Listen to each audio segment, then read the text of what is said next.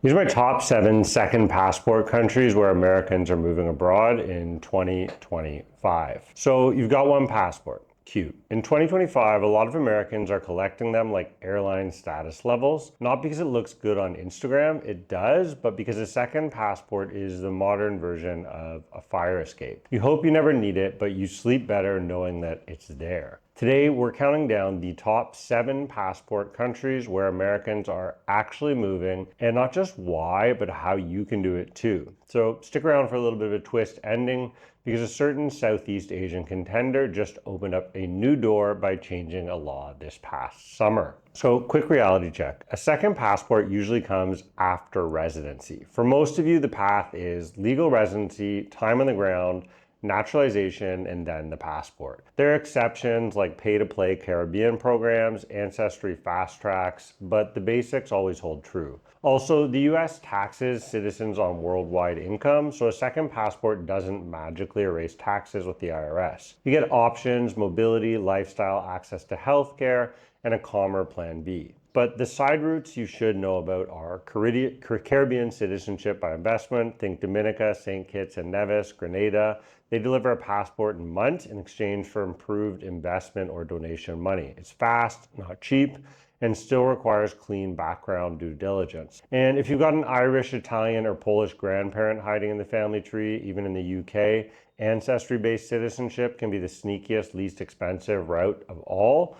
Documents first, lawyers second, the parade last. Okay, so enough chatter. Let's get into the actual countdown. Next up, number 7, Uruguay. This is the quiet Switzerland of South America, and there's a lot of reasons why Americans choose it. Stability is first. Uruguay is politically boring in the best possible way. Predictable courts, low drama, high safety, easy living too. Montevideo has that mellow European by the sea vibe. Puente del Este scratches the coastal itch. Services work, healthcare, infrastructure, and rule of law actually show up to the job in this country.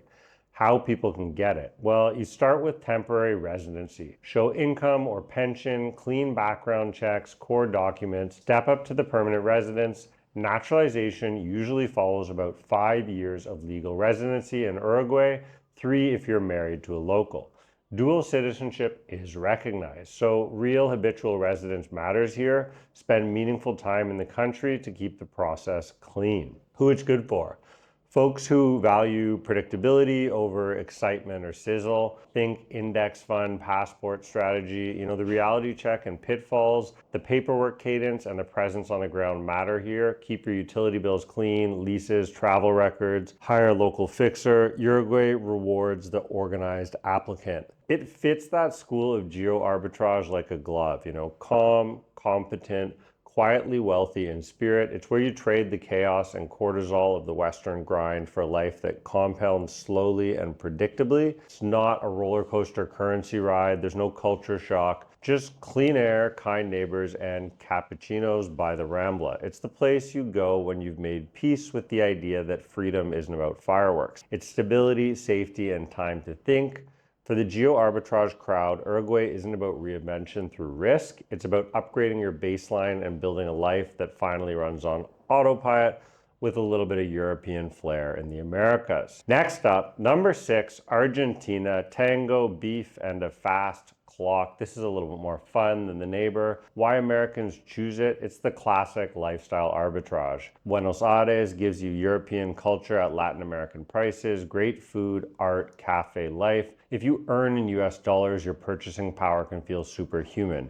There are deep expat communities here. Mendoza, Bariloche. This is, after all, where Tim Ferriss spent his first mini retirements, learned to tango, and literally wrote the book on this stuff, The 4-Hour Work Week. How do people get in? Well, you secure residency, rentista, work, or investment, and keep your status clean. Naturalization is famously quick here. You can usually apply after 2 years of legal residency. So Argentina recognizes dual citizenship. Spanish helps, and so does patience with queues. Who's it going to be good for?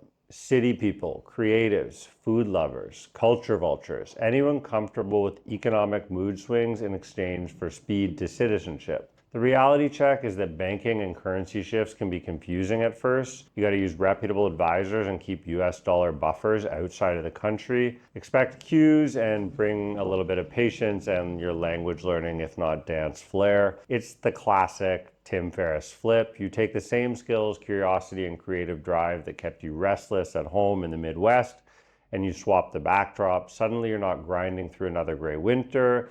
You're sipping cortados under a jacaranda tree while tango drifts out the window. Buenos Aires is a dream. It's perfect for that brand of geo-arbitrage, Western-style lifestyle, low overhead, and a scene buzzing with remote workers, artists, and entrepreneurs who figured out that fulfillment isn't tied to your zip code. It's a place where you can live richly, think clearly, and buy yourself back the one thing that matters most in this life, your time. Next up, number 5, Panama. Close, dollarized, and efficient. Why Americans choose it? Proximity. You're just a few hours from Miami or Houston here with the familiar time zone in US dollars. The dollarized economy makes the money matters intuitive. Territorial tax means foreign sourced income isn't taxed locally.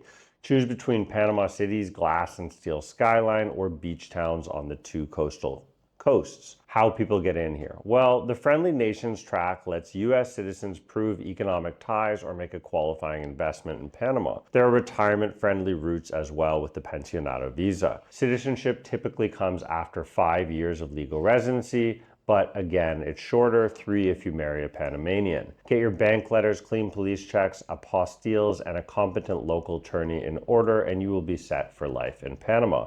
It's good for people who want a plan B that feels familiar with airports and hospitals and banking that just work without exception. The drawbacks are the requirements change, the Friendly Nations criteria has tightened recently, and confirm the latest bank immigration rules before wiring all your money to Panama. This is the pragmatic side of that lifestyle abroad. Less tango and red wine, more systems and second passports and transparent operations. It's for people who want to work, who want fast fiber, who want functioning bureaucracy and a tax code and banks that reward global high rollers. You can live a high efficiency, low friction life here, wake up to ocean views, take calls on US hours, and still make your flight to Miami before dinner. It's geo arbitrage with a spreadsheet, not a surfboard. For those tired of uncertainty but not ready to unplug entirely, Panama is the perfect midpoint. Warm weather, Western comfort, and a rule book that just makes sense. Next up, number 4, one of my classic favorites, the king of Southeast Asia, Thailand, the long stay lover's paradise. Why do Americans choose it? Well, the cost of life, the joy, outside of the priciest patches of Bangkok or Koh Samui, living is still beautifully affordable. Food, islands, temples, warm weather, expat infrastructure, and premium private hospitals. Chiang Mai for the laptop crowd, Bangkok for the buzz, islands for the hammock, and Corona set. How people get in? Well, the retirement visa for 50 plus requires funds in a Thai bank account or some reoccurring income. Health insurance is often required.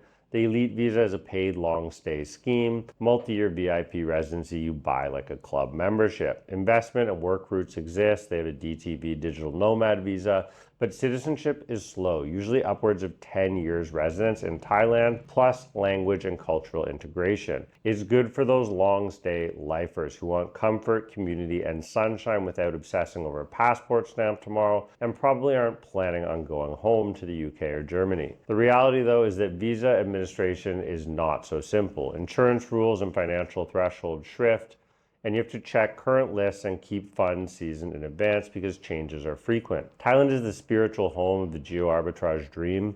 It's where the math of freedom meets the aesthetics of pleasure. $2 Prad Caprao, $20 massages, and $200 by the beach apartments that make you question every choice at home at Costco. In Southeast Asia, it is the masterclass in affordable luxury, a place where you can live like a local philosophy or a low-budget Bond villain, depending on your mood and your bankroll. For the geo-arbitrage set, Thailand proves the point that happiness isn't about earning more. It's about needing less and spending your days somewhere that feel like vacation but cost less than your old car payment. Next up, Number 3, Costa Rica Pura Vida goes mainstream. The word is out here, but it's still lovely. Why do so many Americans choose Costa Rica? The brand is real. The beaches, the volcanoes, the cloud forests, and a culture that actually practices Pura Vida.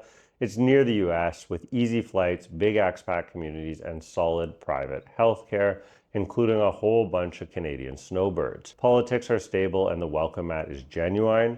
How people get in? 3 main routes. Pensionado, show $1,000 per month in guaranteed retirement income. Yes, Social Security counts. Rentista, $2,500 per month passive income, or roughly 60,000 local bank deposits. Investors, from about 150K in qualified assets, real estate, or approved categories. Citizenship follows the legal residence and integration. Spanish plus a civics exam, think high school level. Dual nationality is allowed. It's great for retirees and families who want a realistic, attainable, tropical plan B without European price tags. The reality check, you gotta expect queues, rabbit holes, and Spanish-only counters, and a whole bunch of crowds on the beach. A good local lawyer can save months and spare you 5 repeat appointments. Costa Rica nails the Tim Ferriss flavor of freedom. A low-stress, high-sunlight life where your morning coffee tastes like purpose. It's the kind of place that rewards the planner and the dreamer. Easy flights from the States, real infrastructure, and enough paradise to make you forget what winter feels like. You can surf before lunch, take a call from your hammock, and still make it to a dinner party with retirees who all seem 10 years younger than they look. For the geo-arbitrage crowd, Costa Rica isn't about escape, it's about recalibration. It's proof you can keep your creature comforts, trim the chaos, and still feel like you hacked the system. Next up, number 2, Malaysia, the underrated heavyweight. Americans choose Kuala Lumpur because it is a cheat code. There's a lot of Aussies, a world-class skyline, metro, airports, and hospitals at a fraction of US costs, and English is still widely spoken. But the food is a multicultural highlight reel, and you can have beaches, jungle, and city life inside one border. There's a zoo, a water park, and all that stuff. It's a regional hub at the airport, so Singapore, Thailand, Bali, and Vietnam are just a couple hours away. How people get in? With an MM2H. Malaysia, my second home. It offers long-term residency based on proof of assets, income, and a fixed deposit. Requirements vary by state and have evolved over time. Work and investor routes exist. Permanent residency is possible but selective. The reality check is that Malaysia generally does not allow dual citizenship. Full naturalization usually requires long residence and Malay proficiency, if not marriage or full-on immigration. Who's it good for? People prioritizing hospitals, airports, and affordability who are content with residency rather than a second passport. MM2H criteria vary by state and have changed more than once. You're gonna have to read the current deposit and income thresholds carefully and keep proof of your funds airtight. This can also involve buying property. Malaysia is the grown-up version of the geo-arbitrage lifestyle, refined, efficient, and quietly world-class. It's for the digital nomad who's evolved past hostels and hangover and is looking instead for good Wi-Fi, functioning institutions, and a $2 roti canai that tastes like Michelin tier comfort. Kuala Lumpur gives you skyscrapers and street food in the same breath,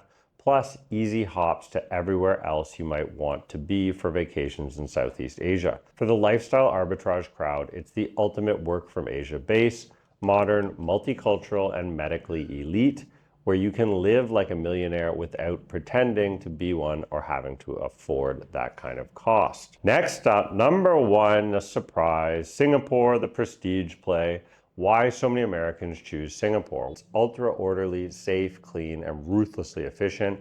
If you love systems that run on time, this is your mothership for global leverage, banking, finance, Asia access. Singapore is the serious operators base to enter the market. Schooling and safety make families swoon. And how can you get in? Well, you have to earn permanent residency through professional track records or significant investments, then maintain your PR for years. Citizenship is selective and notoriously slow.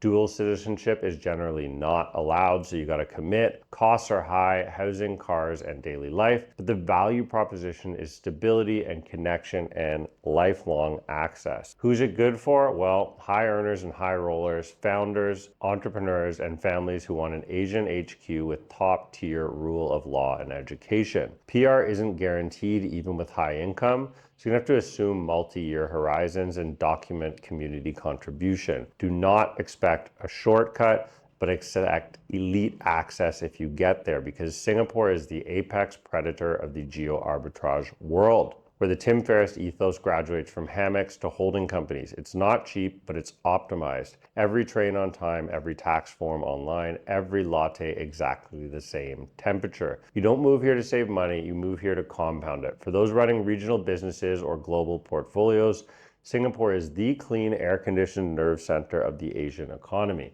Think of it as the anti-chaos place. Same weather as Bangkok, none of the bureaucracy.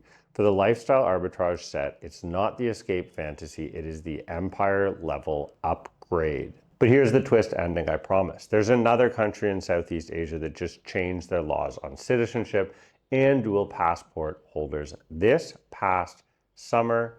If you haven't guessed already, the laws have changed. You've heard me rave about Vietnam for years. Cost, food, beaches, energy, the whole package. Historically, it's been an expat dream with a citizenship wall. That all changed in 2025. Vietnam approved amendments to its nationality law that open up a pathway to dual citizenships in a defined case, such as mine, like marriage. Translation: for the first time, many foreigners and overseas Vietnamese can become Vietnamese citizens without giving up their original passport holders. Hello, Viet Q. The reforms also made applications more practical. Submissions via embassies, more flexible naming rules, and room for waivers in special categories like investors, experts, or people with strong Viet ties. Why this matters? Well, it turns Vietnam from the live here on a visa forever into building a real long-term state. It supercharges Southeast Asia planning, pair a Latin American residency like Costa Rica or Panama with a Vietnam track, and you've got geographic diversification plus budget-friendly living. For retirees or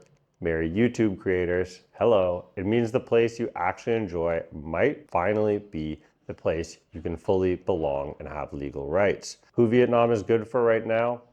Overseas Vietnamese looking to reclaim roots with a clearer runway, long-term residents, investors, or experts who can demonstrate contributions and want to start businesses here, early movers who want in before the process tightens as demand grows down the road. What to watch for: implementation details, bureaucratic hang-ups.